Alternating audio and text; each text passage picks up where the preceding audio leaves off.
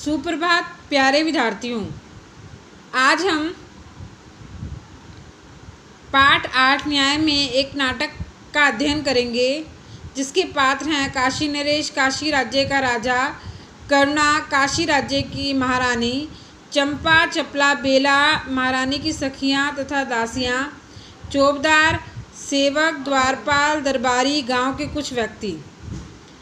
इस कहानी में ये बताया गया है कि राजा की नज़र में सभी व्यक्ति जो होते हैं वो समान होते हैं।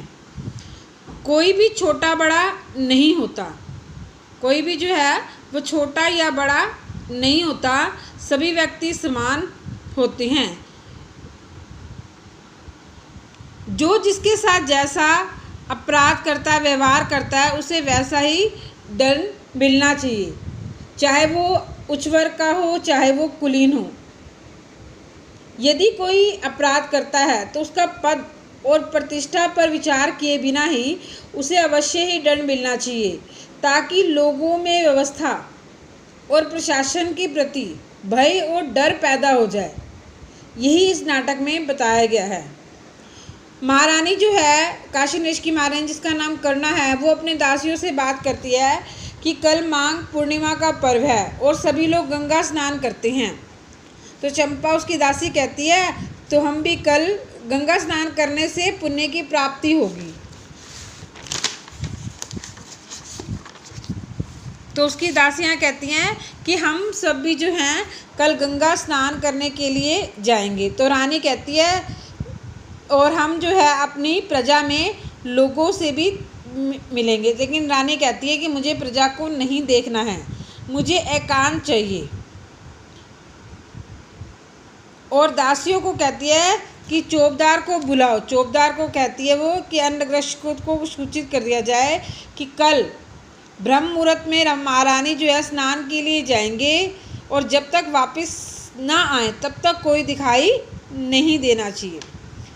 दूसरे दृश्य में क्या बताया गया है कि रानी जो है अपनी दासियों के साथ स्नान के लिए जाती है गंगा, और वहाँ पर जो जल जो है वो बहुत ठंडा लगता है, उसे ठंड लगने लग जाती है।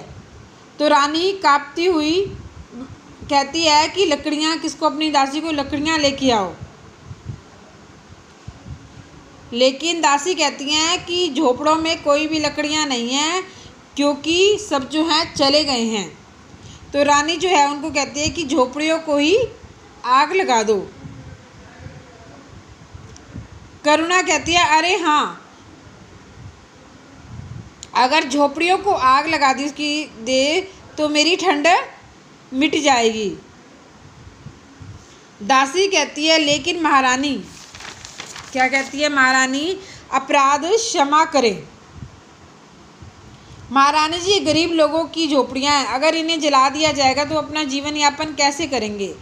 आपकी आज्ञा से तो वे हट गए हैं, परंतु आपके जाते ही वो लौट आएंगे। अगर इन्हें झोपड़े जला दिए तो ये कहाँ रहेंगे। लेकिन रानी जो है नहीं मानती और उसके कहने के अनुसार झोपड़ियाँ जला दी जाती हैं।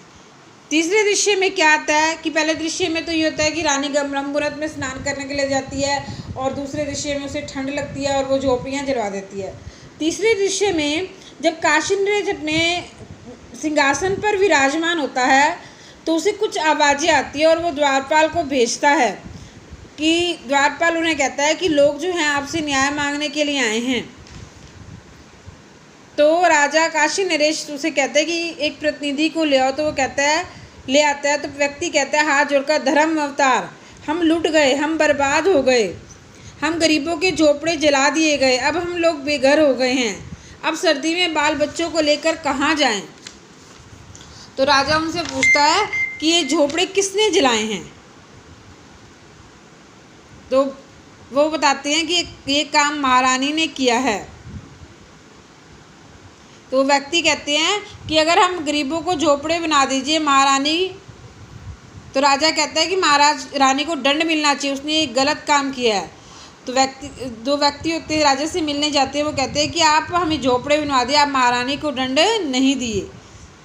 काशी नरेश कहता नहीं, तब न्याय कहाँ होगा, तब न्याय अधूरा ही रहेगा, जिसने अपराध किया उसे दंड तो मिलेगा ही। और महारानी को जो है बुलाया जाता है। राजा जो है उसे पूछता है, महारानी कर्णा, क्या ये सच है तुमने गंगा घाट पर इन लोगों के झोपड़े जलाने की आज्ञा दी थी? रानी कहती है कि मुझे ठंड लग रही थी।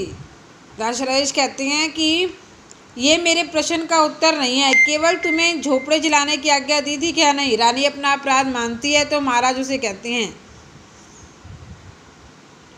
कि तुमने बहुत बड़ा दुष्कर्म किया है, गरीब प्रजा का दिल हित करने की बजाय उन पर अत्याचार किए हैं। तुमने हमें भी लज्जित किया है। तुम साधारण दंड नहीं, तुम्हें विशेष दंड मिलना चाहिए। इस समय राजमहल का त्याग करना होगा। तुम्हें आज्ञा दी जाती है कि तुम साधारण मानव की भांति किसी झोपड़ी में 1 वर्ष तक परिश्रम पूर्वक जीवन यापन करोगी। परिश्रम के से तब कर ही तुम राजमहल में पुनः प्रवेश पाओगी। मंत्री जी, हमारी आज्ञा है कि महारानी कर्णा को दंड की अवधि में वैसा ही व्यवहार करना चाहिए जैसा कि साधारण जनता से किया जाता है, और गरीबों की झोपड़ियाँ तुरंत बनवा दीजिए। लेकिन जो व्यक्ति हैं वो कहते हैं महारानी को दंड मत दो, हमारी झोपड़ियाँ